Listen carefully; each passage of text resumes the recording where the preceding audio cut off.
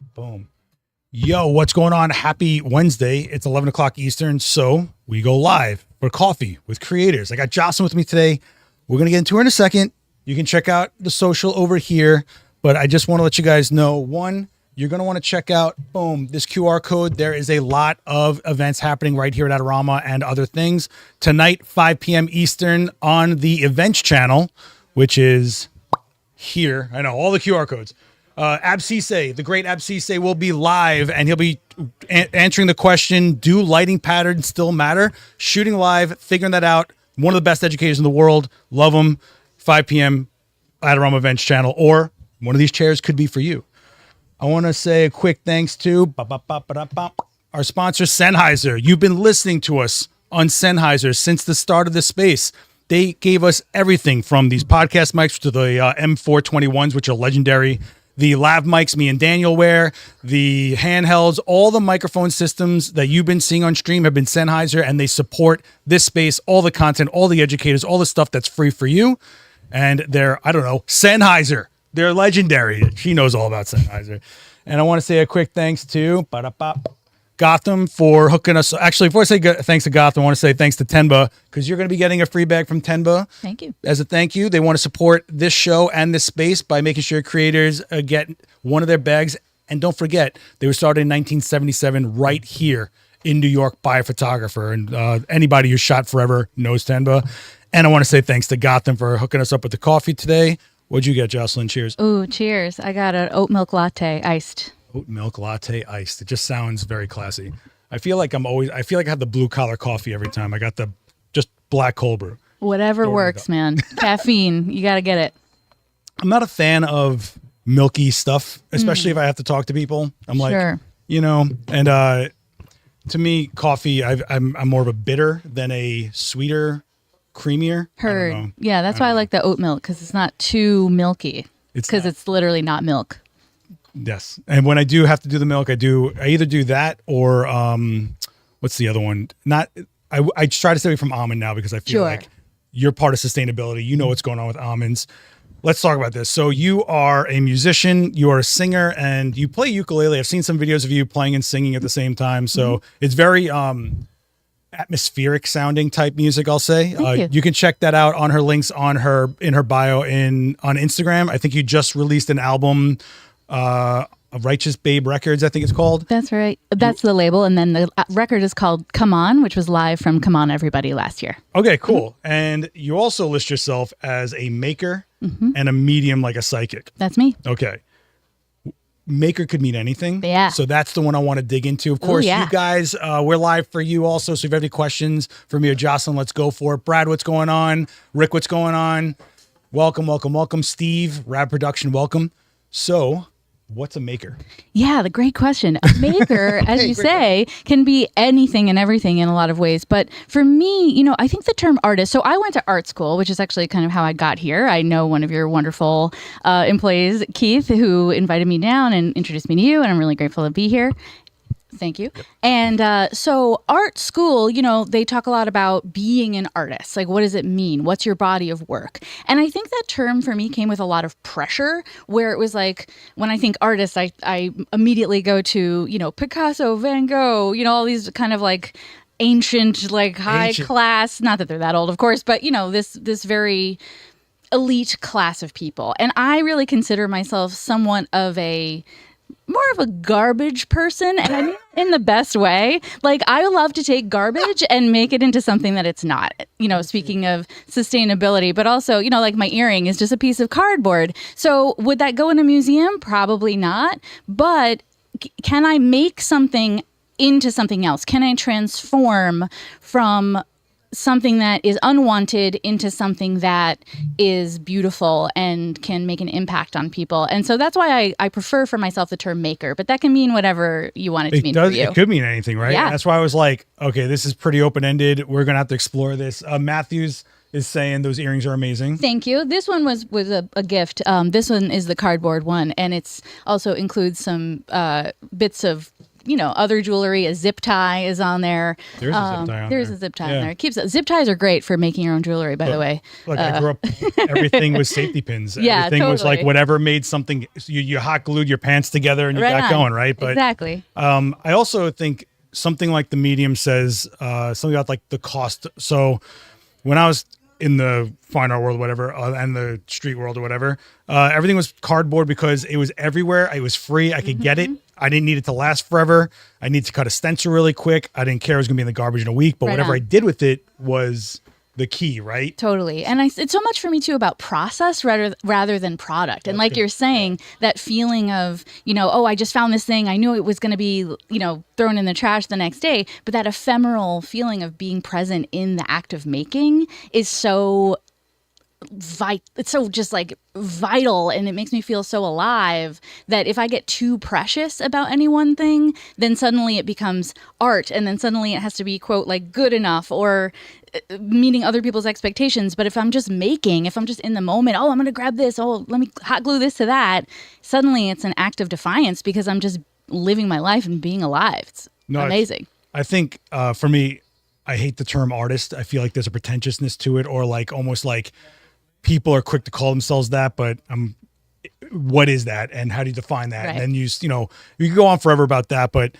there's something about just creating something for the sake of creating something, and then creating something as a statement is a different story, right? Sure, yeah. And you're going more, I think if I'm right here, because we just met, I'm not sure. We did.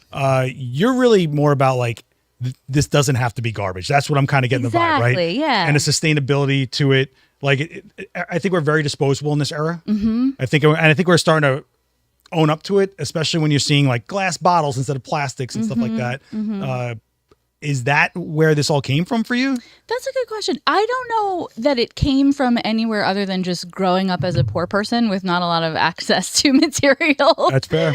So, you have to kind of stretch things out. And, I have to say my mom is a really creative person and an artist in her own right, in her own ways.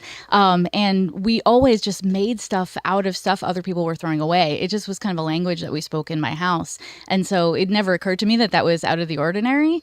And so, you really feel it is? I think that I think because there's a feeling that artist, again, is this thing that you have to be granted access to by someone else in a way, either by your own virtue of like dedication and devotion, and you have to like put in your 10,000 hours or whatever. But yeah, they log it. Yeah, right. But if you're just playing and creating and in your process, there's something just much more accessible about that. So I don't think that everybody lets themselves just have fun. Like on an afternoon, if you got nothing to do on a Sunday rainy afternoon, not a lot of people just let themselves like bust out some cardboard and hot glue and just play for a few hours. And that's all it is. It's nothing more than play. Yeah. And then at the end of it, if you have something that you like that you want to show off to people on a camera or wear on your body, great. And if not, that's fine too. You don't have to. Well, I think that's where we're at right now is a lot of people look at what can I create digitally because it has to get shared instead of it only exists in this space. And if you're around it, that's where you experience it. Yeah, that's it's hard really for true. People, because everybody's looking for an audience. I think that's true. And, as a performer, I have battled a long time with is it okay to look for an audience? This inner desire to be seen that I think we all have in our own ways. But especially as a performer, it's been hard for me to like actually own that for a long time. But that's why I love making things for my body and jewelry that I wear or clothes that I wear. Living your life in it. Living life as a walking, living, breathing work of art is kind of where I'm trying to exist at. That's literally what fashion is. I mean, Sure. it took me a while to look. I'm a guy that's like 5-pack of white shirts, work pants. I'm good, but it wasn't until like I started shooting for the fashion industry, being around people that designed. And the costume exhibit at the Met opened my brain up a bunch. Yeah. And you start realizing it's not what you think it is. Like it's really, you're living it's one of the only forms of artwork, but aside from like tattooing, I guess, that you're living your life in. Yeah, that's really true. And, our clothes and our style is such an outward expression of our inward opinion of ourselves. Well, sometimes that expression is like, I have no ambition. 100%. And sometimes I look like this now because I knew I was going to be seen in a specific context. But, trust me, I'm spending most of my days in sweatpants and a t-shirt when I'm working from home. I thought she was getting on a magic school bus in a Miss Frizzle is a fashion icon. I stand by that for sure. But I will say, having worked also so I worked as a professional knitter and crocheter for a very long time. I still do that work sometimes, freelance sometimes. What does that profession mean? It is a real job. So knitting and crocheting professionally, it comes up in a few different contexts. So I have knit by hand and crocheted by hand one-off designs for individual clients. So I work still for Jim Henson at times. So Muppets need sweaters, and I sometimes make them for them. We have a Muppet host, just so you know. Well, if you need a sweater, you know who to call. Daniel Norton. You heard it. You heard it. I'm here for you. It's a really good puppet. But then also I've worked for yarn companies. So when you get a yarn catalog and you're not buying the product, you're buying the yarn, but you see a sample of, if you want to make this fabulous thing yourself, buy these yarns, somebody needs to make the sample. So that's like called Legos. sample knitting. It's like the Lego box. Exactly. Yeah. But knitting, and then it goes to a warehouse to be in storage after they photograph it. Let me ask you this. Do you think that specific scenario would get taken by AI at some point? Knitting. Oh, it already has. Oh it boy. Literally already boy. has. Yeah, for sure. No, it actually has. In a way that we, in the knitting community, you're looking and you're like, I can tell that's not really fiber, and I have to say they're replicating it incredibly accurately, Yeah, well. but often the designs are physically impossible to make. And that's how you can tell if they're AI, because anyone with knitting knowledge can look at it and go, oh, that's not possible to make. But then also I've worked for production companies, and that's where the sustainability note comes in. So either small, individual designers who have a small line that they'll sell it at, say, a showroom. And, you have high-end clients, say, like Soho boutiques and things like that, where it's like $800 or a camisole or something. But I've been the person that sits down at the knitting machine and produces the garments, and then they go into the store.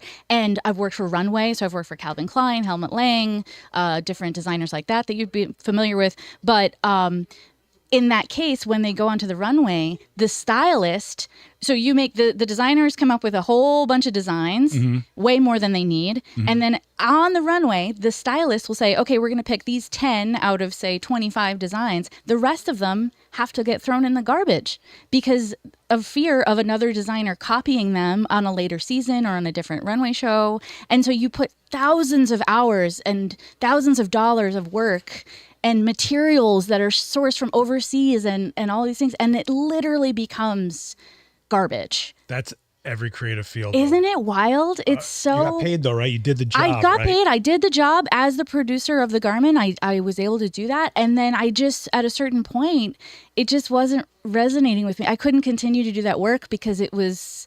First of all, it's very seasonal, so it was, just I needed more sustainable income, if I'm being really honest. But the other part of it was that it just wasn't in my heart. I couldn't really stand by being the person who made $1,000 piece of garbage. It was really difficult. You know how many times I've been commissioned to do a series of options for a cover page for a magazine. The budget they've given me, they only go with one. And I'm hoping they use the other one somewhere because I really like them, but I can't use them because it's theirs now. Yeah. They'll never use them. They just lock them to an archive because just like you said, they don't want it kind of out there for someone else's use case or something. Because what happens in our world, at least, people work at a magazine, then they go work at another magazine and they remember something from that and they reference it and they do it again. So whole big thing. Brad is saying, I hate seeing excessive packaging by companies. All the time, I feel like it's where a large bulk of waste comes from. And we're seeing a response to that. Look at Apple. Everything's paper, right? Anything that's, there's no more twist ties of cables. It's like a paper tab you pull or whatever. So I'm glad they're at least seeing that. Yeah. I don't know how much it's actually doing, but if you think about how many iPhones get sold out there in the world, how much of that packaging is plastic still? Not much. So that's a big amount. It's a step. It's a step in the right direction. Matthew is saying entire sound stages filled with amazing sets are emptied at the dumpsters. It's wild. It's true. It's really true. Did you do set design at all or only garments? Really focusing on garments. I've done some window displays in that sense and, tried in a similar way to kind of make things as sustainable as possible. That's a much smaller scale, of course, but yeah, it's everywhere. And, and for what it's worth, art, if you're making something creative, at a certain point, you kind of have to just say, okay, like, what do we want to see? We have to do what we have to do to make the thing happen. And so it's tricky, right? Like you want to see the vision through, but you also, it's nice to start thinking ahead about, what is the impact of this? How is this going to, where is this thing going to live and who made this and where are they, all these questions that don't get asked. Well, also when you're commissioned by companies or brands, whatever, you kind of have to realize a percentage of what you're about to do is based on a trend that's going on and you kind of leaning on what they're doing. Cause as much as they're like, we want something from you, they do, but they also want. That's it. They're gonna be like, well, can we edit this for you? For sure. Basically, you never have full reign when it's someone else's dime. Mm-hmm. You know what I mean? That's why it's really fun to go to gallery shows that are self-funded, and you go, oh, that's what your real work is like. For sure. I don't know about that. The as far as the maker goes, is there like a medium you're really leaned on? Is it the garbage or is there some medium that you're trying to tackle now that like if sculpting you've never done before and you're trying to learn it on the fly? Like for me, it's always it's a lot of it is always on the fly. For me, it's really project. I couldn't to project. gather that. No way. Yeah, for sure. For me, it's always project to project. So depending on what the vision is, and this often comes up when I'm making music videos. So as a musician, I love getting to make my own music videos. It's actually, you self-film? Sometimes. Okay. I will say that any filming that I have done has been very guided by someone else, literally showing me which buttons to press. And thank God for those people. But I've hired some amazing people who've shot on actual film, which was wonderful. But just to see the vision and as the producer of the video, if we need a mask, if we need, things glued onto my face, it depends on what it's going to be. But I love the challenge. And you self-publish these videos? I put them out, and I'm very grateful that in the last 4 or 5 years, I've been on Righteous Babe Records, which is Ani DeFranco's record label, and they've been putting out my music, which has been a real gift. Yeah, that's cool. I mean, we're in an era where I feel that the gatekeeping has come down, right? I mean, we're literally streaming live to a platform that anyone can find it and engage with or whatever. When I was coming up, there was nothing. Sure. You were hoping someone saw something you did or something like that. Yep. Or I remember physically holding prints. Yeah. And I'm like, I was just thinking about applying to art school. We had to make slides. Yes. Of our work. Slides. You know how much money I made? I made so much money as a kid shooting slides of other people's paintings. I bet. They were like, I have no idea how to make this look even. It's true. Give me money, we'll do it. Yeah. But it's really what it was. But now you can put it out there, and it's even when you're sleeping, someone can discover it, right? Like, and I think that's why we're seeing things like streaming services and indie films getting out there, indie video games. Yeah, you can put it on Steam and be a hit if people adopt it, right? So I think that's the new pressure. Is like, will people agree with what I'm doing? Will they be into what I'm doing? Not what am I saying? And is there a statement here? Yeah, it's a lot of pressure when the page is blank. There's no bigger pressure, and that page is, obviously a metaphor. Come on, but it's true, right? Yeah. And I'm sure it starts out with you in one way, ends up another way, just like any other creative. Is there something that you're trying to move towards? Is there like a new thing that you have been doing that you're looking to learn, like a new craft or a new skill? Yeah. Well, right now we are working on. So we're like in the beginning of being in the beginning of doing some home recording, which I like audio. You mean audio for a new record? Okay. That I have the songs in the bank. I'm very excited about the songs. And now that there's a microphone, am I allowed to talk about it? It's yes, I'm very excited about a new microphone that will be put to use on that.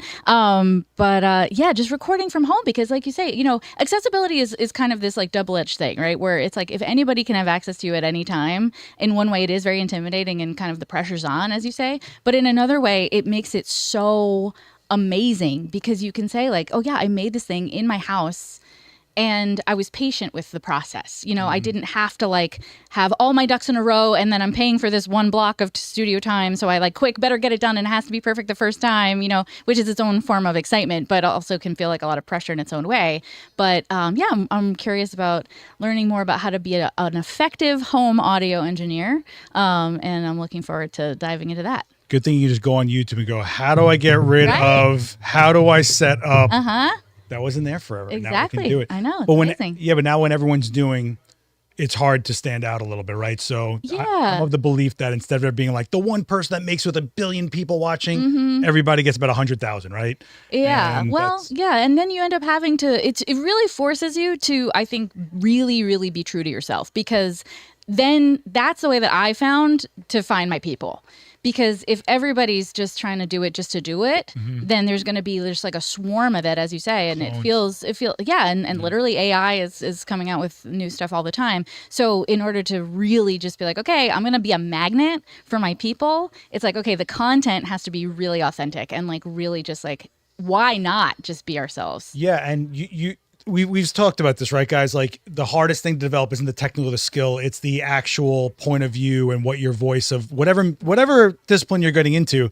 The thing is that you have to at some point make a choice of, am I standing by this style? And then it might take you longer than you expect to find that for the people that not agree with, but are into the style you're putting out there to engage, right?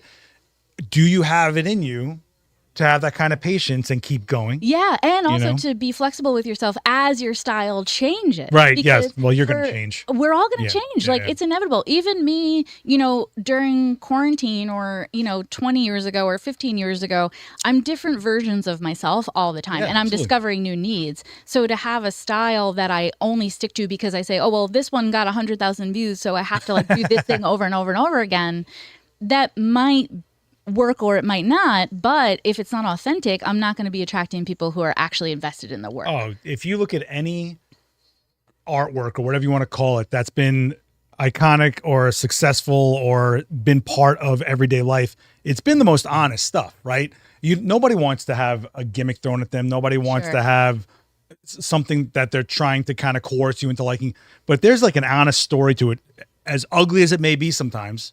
That's the impact, right? I mean, I just got off of watching murder documentaries all night, so I'm a little weirded out right now. There's so many good ones right now. I don't know what's going on. Is it like murder season? I don't know. We're not gonna talk about this, but with the music videos specifically, do you go into it with, I have this music video I always wanted to do, and it lines up with a song? Or does a song guide the music video? I think it happens in different ways. I've actually had a music video idea in my brain it doesn't exist yet. I'll just say that. But okay. I haven't made it yet because I thought, oh, maybe I'll use it for this song. Maybe I'll use it for that song. It wasn't quite lining up.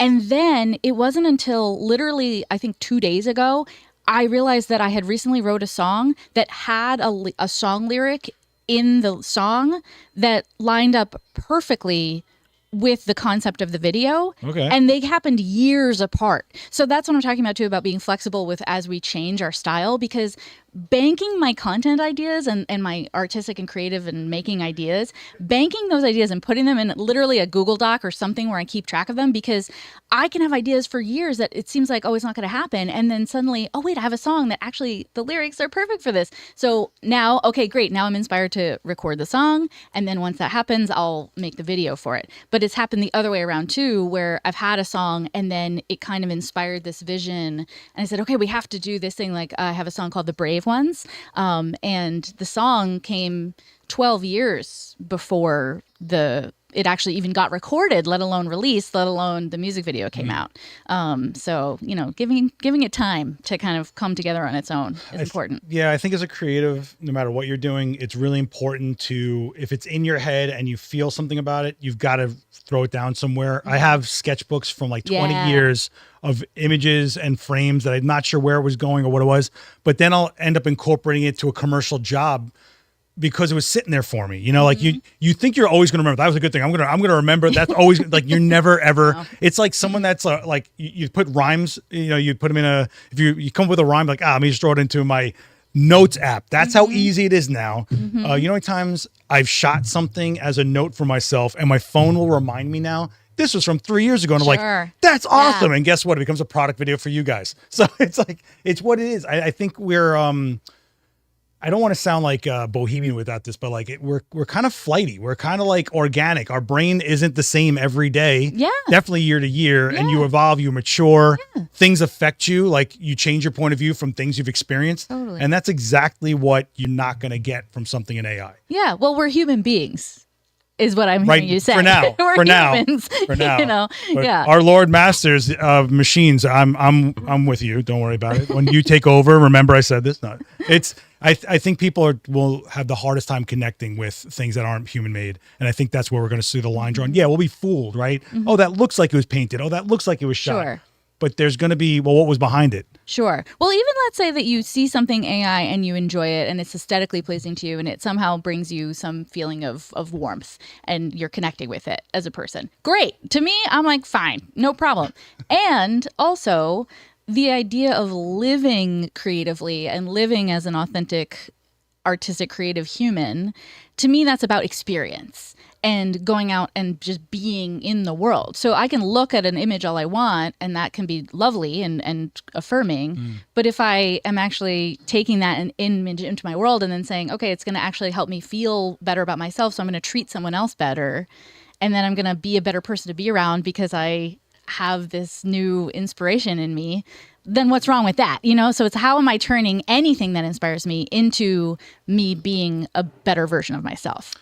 I kind of take it as I'm absorbing other people's points of view, which you cannot come to yourself. So then that's where anybody develops their personality from, or the way they think. Sure. But like, there's times where, and as creatives, we're very sometimes, and then you see someone else's take on it, you're like, they're right. Like, why didn't I think of it that way? And then your style changes for whatever reason, in whatever way.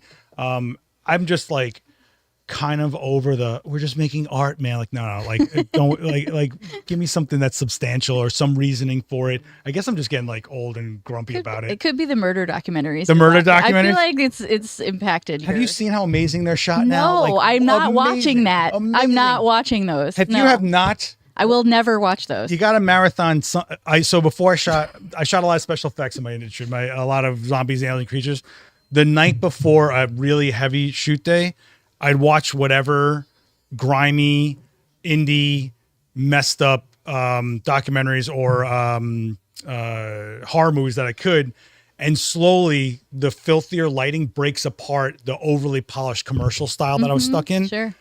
And I'm a believer in that. Like, you have things up, like, if I find a style of someone's shoot or whatever interesting, I'll put it on my wall for a few months, and slowly it'll be something I always think about. And then all of a sudden, your style, you're not copying, but you're bending a little bit. Totally. And I think that's important. I think we can't live in sterile environments. 100%. We're filters for life. Things get stuck to us. We scrape it off and we make some junk out of it, right? That's it. Yeah, how poetic is that? There's the phrase, there are geniuses and clever thieves. And the idea of using our senses, like being a sensual creator, meaning like using our senses. So what am I seeing? What am I hearing? What am I touching? What am I smelling? And letting that into my system so that I can filter it out through my own lens, like you're saying. Like, that's just like being an integrated person. I love that. I think it's also really easy to get inundated. I mean, you're flipping through Instagram. Oh, for sure. And your algorithm is showing you 60 people are doing bigger, better, crazier things in a medium you never thought of.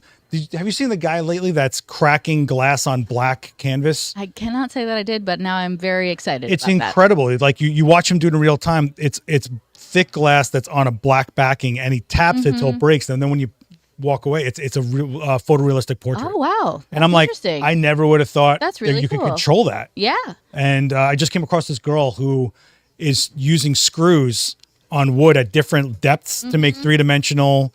And I'm like, this is awesome. Yeah. And I could totally see a restaurant having that as their sign or something. Yeah, totally. What is going on? Yeah. Well, I have to say too that there's a feeling also of, I love to see stuff that inspires me and makes me go, oh, I never thought of it that way. But sometimes it makes me feel bad about myself because I'm like, oh, I never thought of it that way. I guess I'm a failure. And then I feel terrible. Yeah, well. But I also, for that reason, I keep a list of cringe things that I hate.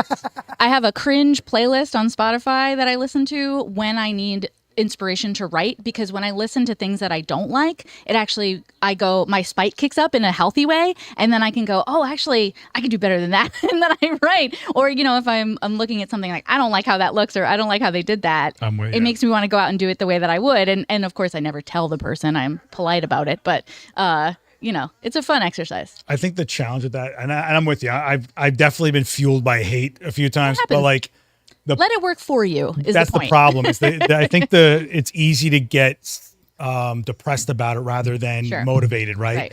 And I think that's the biggest challenge for us, is to just get up and go do.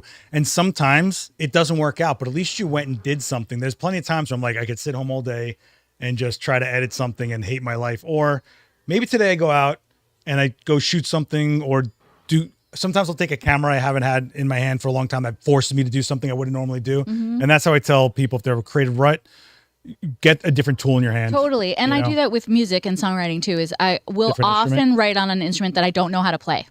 That helps me the most. Or I'll write on something that is not an instrument. So I'll pick up this water bottle and I'll listen to it and I'll hear Like already you're kind of hearing things that you didn't hear when it was sitting over here by itself, and I do a lot of songwriting on non-instrument objects. But what's an instrument anyway, right? It's all something that made it. Exactly. Well, that's what, when we do, look, we use pizza boxes or reflectors here. Everything starts as DIY. No matter how expensive something gets, they try to sell you. Everything started as a DIY at some point in history. So yeah, I mean, a maraca was just a gourd with seeds that fell apart and they just started shaking it. It's great. Now we have an instrument that we call a maraca, I guess. But I think it's also interesting that you're trying to write songs on instruments you don't know how to play. Does that end up leading to you knowing how to play that instrument, or you just never? Do you even try? No, I have very little interest in learning how to play an instrument. I'm actually very bad at the instruments that I do play, and I say that proudly because I think she can sing though. I can sing. That's true. I love singing. Singing is my instrument, my number one core instrument. But and there's a lot of room for people who are very dedicated to the craft of learning an instrument. It just, first of all, my brain just doesn't really allow me to do that. ADHD, call it neurodivergence, whatever you want.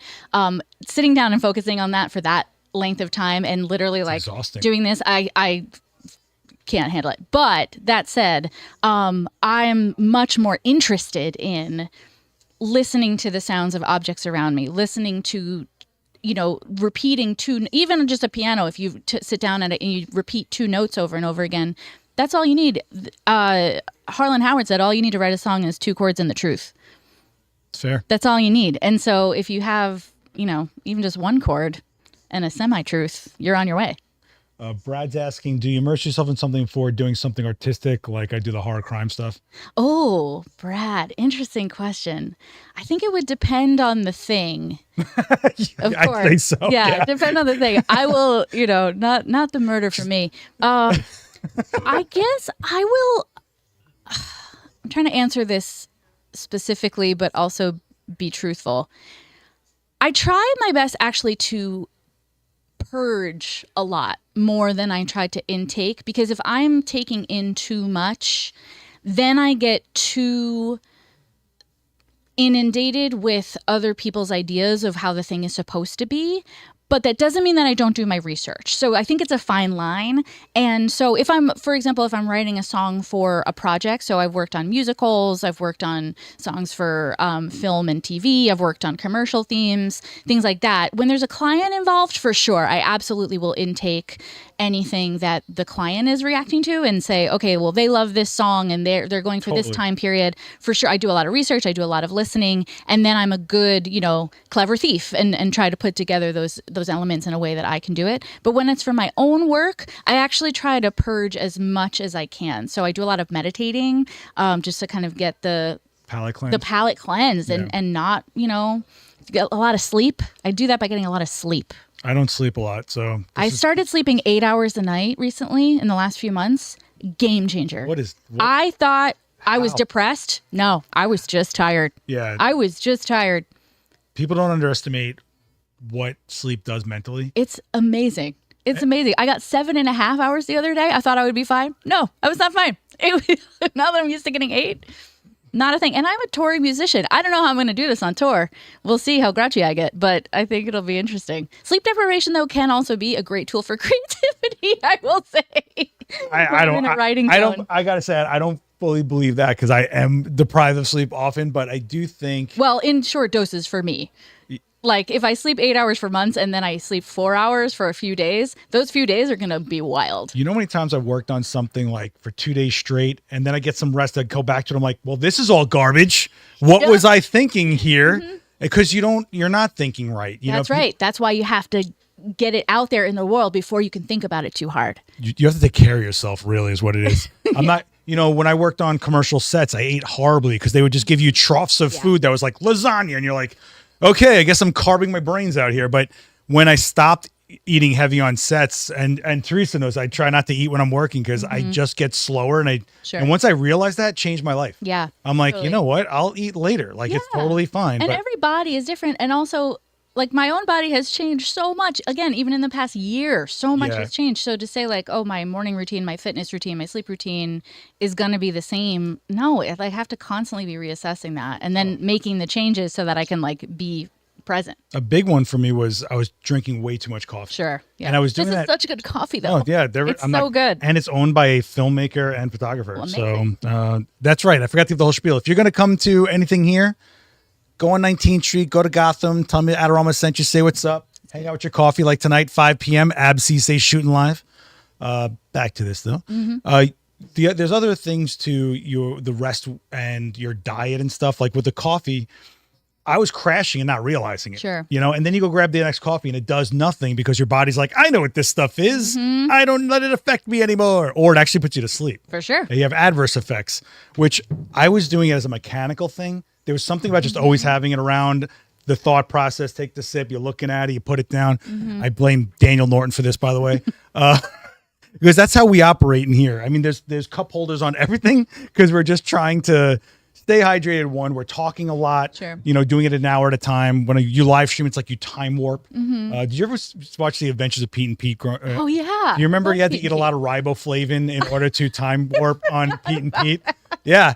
You guys don't know this, but you get 1 free hour of time travel a year, apparently, if you watch Pete and Pete. That's amazing. That was a good show. It was so I learned good. a lot. What was the superhero's name? I Steve? forget, but I partially got my tattoo here because of the dancing lady. Oh, the dancing girl. Yeah. That was amazing. And I was like, this kid is like 13 and has a pinup girl tattoo. How awesome It was is so this? cool. It was the 90s. Teresa's asking, who were some of your favorite artists growing up? Which songs have inspired you? Ooh, me or you? You. Probably me. All you. Okay. All you. Well, the list is long. I will say None of the ancient ones. None of the ancient ones. Ancient songs. The ancient ones. I love the sound of bubble wrap. That's my favorite song. That's actually true. I do love listening to weird objects. I was always a very big They Might Be Giants fan. From birth, their band started the year I was conceived, and I feel a kinship. Well, that was Malcolm in the Middle made them massive, right? Oh, for sure, yeah. But they're just nonstop, and I just admire their career and their longevity so much because they're still doing amazing stuff. Like they've been a band for 40 years plus, and they're still being innovative. They're still making new music. They're still, and they're so good. Like their live show, I saw them in December. They were so good. But I've been a fan of theirs literally since I was born. That's someone's soul who has not been crushed yet. That's what it is. Well, when you enjoy doing it, who knows? Who knows? When you see people constantly evolving and still doing it, you know that. Like Clint Eastwood is 90-something years old and directing films still. That's bananas. Like, go Clint. Yeah, but he's like, I'll die on this chair, but I want to make this film. Like, how many hours does he sleep? That's what we got to find out because I'll start sleeping that amount.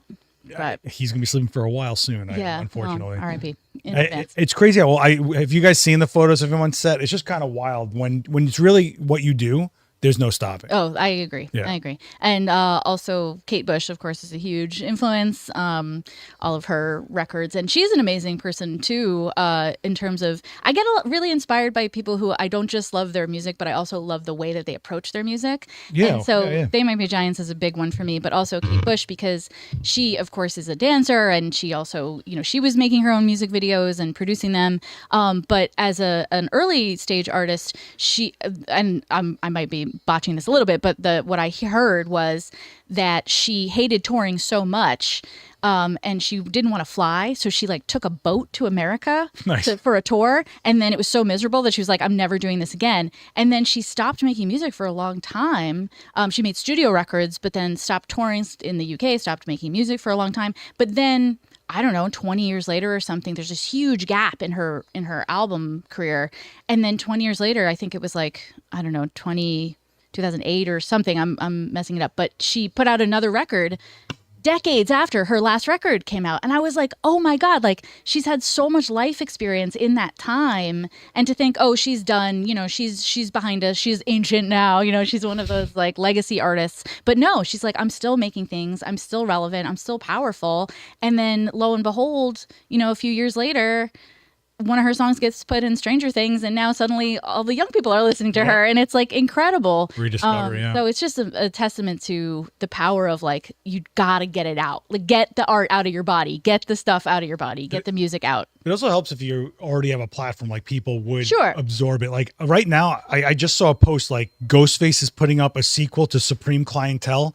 That is one of the most iconic hip hop records of all time. I would be nervous as the guy who did the original to find to do a follow up, let alone in an era or a time decades later. To me, when artists do that, where they're like following up to something that's so well known, that I think takes a lot of guts. Sure. I mean, there's a lot of people that do something monumental and they'll rest on it and they'll be afraid that, can I be at that level again? Can I do another one? Right. Is there a sequel to this? That's it. But as long as we're thinking about it as levels, we'll always be scared. You know, and I've suffered from that a lot. It's Absolutely. like if I'm thinking about my level or my font size on the poster, you know, it's like if I could only get to this level. I can tell you from my experience, every artist I have talked to, no matter what quote unquote level we think they're at, it's a great word because we assume that they have their stuff figured out. Nobody does. Nobody has their stuff figured out. Every level has its challenges. And like you say, like the pressure of certain, you know, milestones in your career, it comes back to, oh, can I live up to that? Well, if it's never about that, if it's just about staying honest and staying authentic and staying present, then we never have to worry about levels ever again. And we can get that structure out of our brains, which is only causing us to doubt ourselves. There's also a point where you just don't have anything left inside you for that type of art, so to speak, right? Like there's plenty of filmmakers that they're legendary, but their latest one was just flat because they said all they had to say for 30 years. Maybe. You know what I mean? Who just that? Francis Coppola was it that did that movie that was like crazy horrible, but he funded himself with millions of dollars. Yeah, you did amazing work.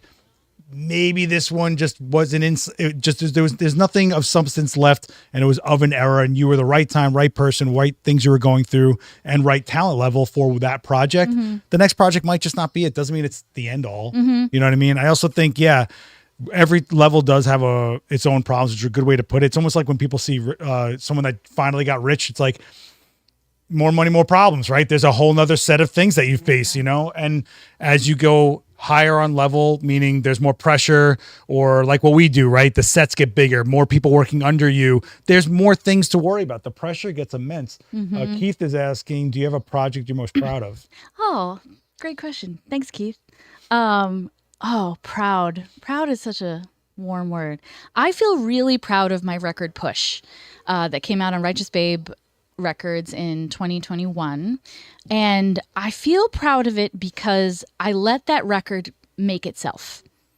I really let that record make itself. That was my mantra for that record. Was I had written a bunch of songs on ukulele, and I had gone through a really tough time in my life, a really tough time.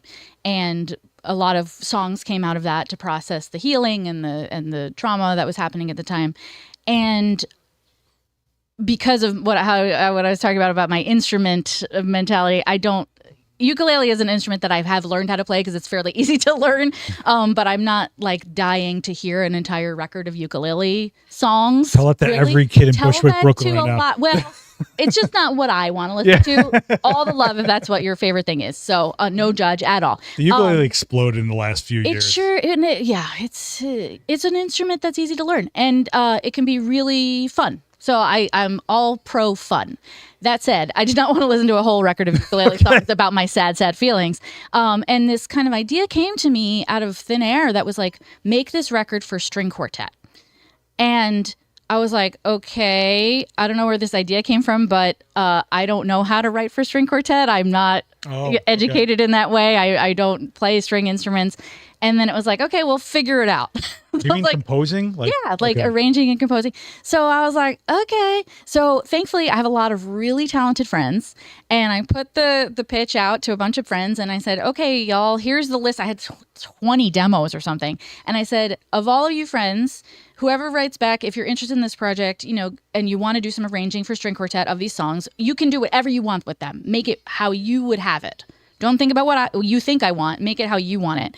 And I got back these most incredible arrangements that, again, they just elevated it. Like the process was so exciting because I was giving the songs away to these composers and saying, do whatever you want. And they were giving me back my own music in this way that I never would have imagined it in my life. And it was so empowering. And I liked the songs 10 times more than I ever did when I was just playing them. It's kind of like using human AI though. It's like, here, let me feed you. I call it collaboration and inspiration and improvisation. There's some 13-year-old human AI. There's some 13-year-old that will come to one of these classes that will be like, you know what? I'll just feed them all my songs and tell it to give it me back and into it. You totally could, but you're right. It's human AI, sure, and or HI, human intelligence. But I hear what you're saying. Yeah, it's kind of the same philosophy, different results, and way less environmental impact because every time we use AI, no one talks about an incredible. Devastating impact on the environment. ChatGPT is the worst thing you can do for the environment. It's just saying. Yeah, I don't think people realize that the computing power it takes is siphoning in a ton of energy into all the things that are computing. That's what was happening with Bitcoin, all that other stuff. Oh yeah. Anyway, I digress. So my record. But it came back, and so we had 2 days to record the strings, and then I recorded the vocals, and I had some wonderful friends come in and record it,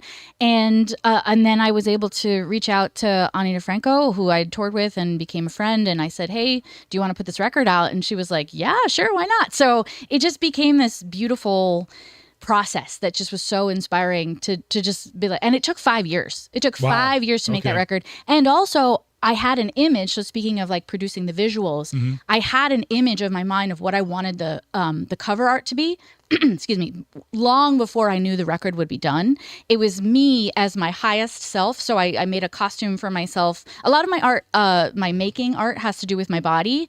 And so it's on my website. So it's a pink background, and I had a costume of my highest self, and I'm holding a cornucopia filled with hot dogs, and I'm wearing a necklace that's made out of a hot dog. Talk about ephemeral. And I did the photo shoot for the record probably 3 years before the record came out, just so that I could have that image and always be able to look at it for inspiration to say like, okay, this is going to take a long time. I need something to look at that's going to inspire me, that I can remember why I'm doing this thing. There's the record cover. So we have the cornucopia of hot dogs. That was very heavy, by the way. Those are real hot dogs. Of course it's heavy. It's literally meat. It's meat per pound. But I'm very strong. I go to the gym. I'm a strong person. But yeah, and that crown that I'm wearing is made out of cardboard, and like a piece of Halloween decoration and some plastic Easter eggs that I glued onto, and some barbecue skewers. And then you can see the necklace is a hot dog. And then my wonderful photographer, Esther Segredo, she took that photo in a lovely studio. And but I had the image 3 years before I had the record, because I needed to keep looking at it as inspiration to say, don't quit. Don't stop this project. And it doesn't all have to make sense. It doesn't have to all come in order. You would think you need the songs first and then you can do the record cover. It's like, no, do it whatever order makes sense to you. But that's the one I'm the most proud of. So, great question. Thanks, Keith. In 2025... is the cost lower to put music out than when we had to get someone to physically put out a CD or a tape? Like, is it easier to get it out there because you can just put it onto SoundCloud maybe, or Spotify yourself? Is that a cost in money or emotional cost? Whichever way you want to go with it. Well, for sure, in terms of physically producing assets like CDs and vinyl and even T-shirts, that cost can become astronomical. It can get really expensive. Push cost me $50,000 to make. Oh, wow. Okay. $50,000. And it took time. It took me saving. And I did an Indiegogo. And I happened to get a sync placement for a song in a commercial at the time that helped fund that. $50,000 over 5 years? $50,000 over 5 years, yeah. And so what was like your major cost fund, do you think, of something like that? The major cost, well, of course we wanted to pay the musicians and pay the composers. Right. So, so when I'm working at home doing a home recording, that cost is taken away, but you don't have the same beautiful product. Of course, it's a different product. But major cost was actually printing the vinyl, mastering and mixing.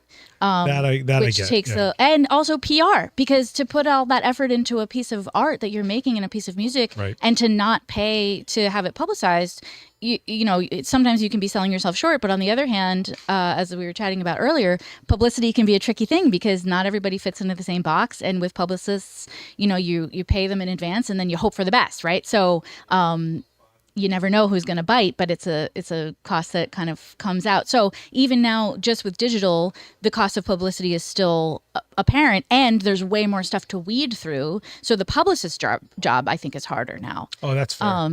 So it really also depends on too. That's also why I love being a multi-dimensional artist, is because working in all these different aspects. When I was putting out a record with my old band Pearl and the Beard, I had knit a 3-person sweater for the cover. So we were pitching that records to knitting blogs and saying, you all, if you love knitting, look at this record cover. Oh, by the way, here's the music. So we kind of were going at it from all different angles. Smart. And you have to get creative about that. Yeah. It's amazing how much it takes to get someone to spend 4 minutes to listen to something. Oh, yeah. I mean, I won't even It's crazy, right? listen to a whole voicemail from a friend that I love. I'll listen to the first 10 seconds. I'll be like, are they on fire? Nope, they're okay. Okay, I'll call them back. Like that. And it's me. Like, I can't blame anybody for that. And so I have to think of it as like, okay, what's going to pull me in? Because if I'm not interested in the first literally 3 seconds... Well, I think that's why social became so heavy with music, because you were forced to listen to whatever track they put on whatever you were actually following. Sure. So there's songs that I've found myself that I'm like, this is amazing. I never would have found it if I didn't follow this BMX kid that put it on their clip. And I was like, this is great. Yeah, it's true. But it's an interesting new twist. If you showed me someone's band name, which makes no sense ever, with a song title that makes no sense ever, and a genre that rarely fits, and I'd have to be in the mood for that genre, I'll never hit play. Yeah. Never hit play. Yeah. So is that an avenue you've gone through trying to like get yours? Because I think you can submit your like at least a 60-second clip of your music to Instagram or TikTok or something for them to list. I think I that's did how it not works. know that. Yeah, because you can search like.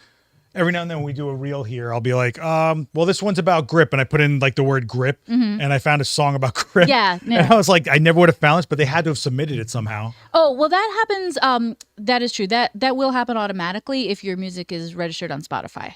Oh, okay. Yeah, Which is yours. Yeah. So you can find my songs, the ones of my songs that are on Spotify, you can find on Instagram, and TikTok. Have you ever found someone that's creating some sort of video and been like, this would be perfect for this? There's a wonderful creator whose name I would have to look up. I'm sorry, I don't remember it. But it was an awesome guy who does this like handwriting trick where the word will be forward and backward when you write it out by hand. And he was doing names, like a series of names. And he wrote out Mackenzie, and he must have found my song on the Spotify. Like, he looked up Mackenzie and I came up and he used one of my songs, and I've gotten a bunch of followers and people responding to my record because of that. So that has happened. Yeah. It's been amazing. I think people are being raised on that now. It's think bananas. And it's also fun to like find the right one. That is cool. Yeah. It is very cool. I have a reverse to that. Like, people steal my images for things. I'm like, what are you doing? Because there is no sanctioned version for us as visual as opposed to the audio. Sure. The audio, you guys got it dialed down. Napster, not a thing anymore. Yeah. Like, you are paying to stream the song now. You're paying to download the song now. And everyone's okay with that. People are okay with like $10 a month to have everything in the world. Yeah. And the artists literally get paid a fraction. Yes. And so in terms of the cost, you were asking earlier about what's the cost of putting a record out. We now have to just, as musicians, kind of eat the fact that we're not going to make that money back in a certain way, because people aren't buying CDs or vinyl or even digital downloads most of the time. So is the goal to get them to a live show? Goal is depends on the artist. For me, goal is to get them to a live show or get them to Bandcamp, because they're the percentage of what goes to the artist is way, way higher. And you can actually download and own the music itself. Everybody's really throwing spaghetti at walls right now, man. I wish there was one thing I could say about what the goal is, because if someone knows, please tell me. I would love to know what the goal is. But of course, live shows is great. And for me, also getting people to have a reading with me or engage with my artwork in some way. I have multiple facets for a reason, like it helps to get people engaged. There's a girl around here who's a musician, but she tells me she makes more money on the merch of the idea of her music than the music. Absolutely. And I'm like, so you're basically selling a brand at that point. For sure. And, merch, absolutely, if you can get people to a live show. But again, thinking about for me, for sustainability, of course, I was in bands where we had T-shirts made, and now now I don't have the heart to do that anymore because generating new garments at that level of production doesn't feel aligned for me anymore. So what I've started to do is buy t-shirts at thrift stores, which is not new for bands, but I'll use botanical dyeing techniques to dye them with flowers that I get from florists that are throwing them away. That's cool. And it takes a lot of energy and labor, so I do cost. I charge a little more for them. But that's what you'll get. You won't get a branded. It won't say my name on it, but it'll be made by me, and I'll have it for sale at a show. But is that like sustainable at a large scale? Absolutely not. I can do that because I'm playing shows to like, a certain size audience. If I were playing to an arena, I couldn't do that. So well, they're buying a one-off piece, right? Exactly. And they hear what's behind it. So when I started everything, the whole Last Witness thing, I was spray painting. I was spray painting, but I was also spraying bleach Last Witness stencils I on do shirts. too. Yeah, it's fun. And I was like, that's what it is. And they're all different. And people were like going through them, looking for the one they thought was better. But one day, so when things are when you're bigger and you don't do that style anymore or that color anymore, or your whole look or your whole like sound has changed, that person that bought that shirt that looked like that at that time, that's where it starts to develop. Like, this sounds so stupid, but I tried to buy the first t-shirt the Undertaker ever put out for WWE, and I had it when I was a little kid. It's $350 now. My father bought me for that when I was like 6, and it was like $12. But because it's limited, it's not existing, and they're bigger, and that's what I think they have to look at your merch as, like kind of like a piece. Yeah, that's what it is for sure. Matthews, man, Martine, is that you, man? You are all over this today. Is there a genre that's far from your own that you love and inspires you? Ooh, thank you for asking that. I really love listening to like 80s and 90s old school hip hop. Interesting. I could never make it. It was not made for me, and I appreciate that I get to enjoy it as Wu-Tang? this current, more like Tribe. Oh, Tribe Called Quest. And I just really enjoy listening to the way that words are formed, and the craftsmanship of the poetry is just, love it. And it's real, and it was made in someone's basement most times. You can like hear the tape cassette being churned, and the samples are so interesting, and the sound quality is so rich and like warm, and the way that you're playing with sound, they just play with sound in this really creative and like expressive way, and it's free. Like, you can hear the freedom in the music because it's like it's its own thing, and nobody's trying to. They're just trying to be themselves. It's incredible. One of the first things you'll hear about Wu-Tang before they were big, they're like, man, look how off-key it is, but it works. Like, I'm like, yeah, it's grimy. It's New York grime right there, boiled down. Yeah. And people, bottom line, if it resonates, it resonates, right? That's it. We're at the hour, so I'm going to actually leave it on that one. Oh, my goodness. Guys, do yourself a favor. Follow Jocelyn over here. Go check out her Spotify. Go listen to the stuff. Watch the videos on our YouTube. It makes, I think, the visual for the way us people consume, it'll make more sense to you when you see it performed. You can check out Righteous Babe Records. Also, all the links are on the link in your Instagram, so you can check that out right there. Yep. Don't forget, 5 p.m. today, Ab Cisse is live on the Events channel. I'm hitting everything with my thumbs by accident. You can check out this right here. Scan this QR code, and it'll take you to the Events channel. Hit subscribe, hit the bell so you're notified when we go live. That's every class out of here is on that channel. I'm trying to grow it. Let's do it, people. And I'm live every Monday there. You guys can hang out with me there. I want to thank you for hanging out with me for the last hour. Thanks for having I know me. You're about to jump to another state. I am. Yeah, I'm heading to Maine. I'm actually going on tour. So this summer, if you're on the East Coast, check it out. I'll be in a few places on tour with some of my fellow Righteous Babe label mates and some other amazing artists. Are you posting it on your thing? I'm posting it on the thing. That's me posting it on the thing. It's on the things. It's on my website. It's on my Instagram. It's on my YouTube. It should be everywhere. Awesome. Yeah. Guys, I hope you have a good rest of the day. Next week is going to be Vanessa Joy. It's not live. It's going to be I know. Couldn't get her. She's too busy. So we recorded it to make sure we have it for you. But if you are into this, there's almost 60 other episodes, each with a completely different guest for you to check out on this playlist of Coffee with Creators. I thank you guys so much. Jocelyn, thank you so much. Awesome. Thank you. Thank you. Thanks for having me. Later, guys.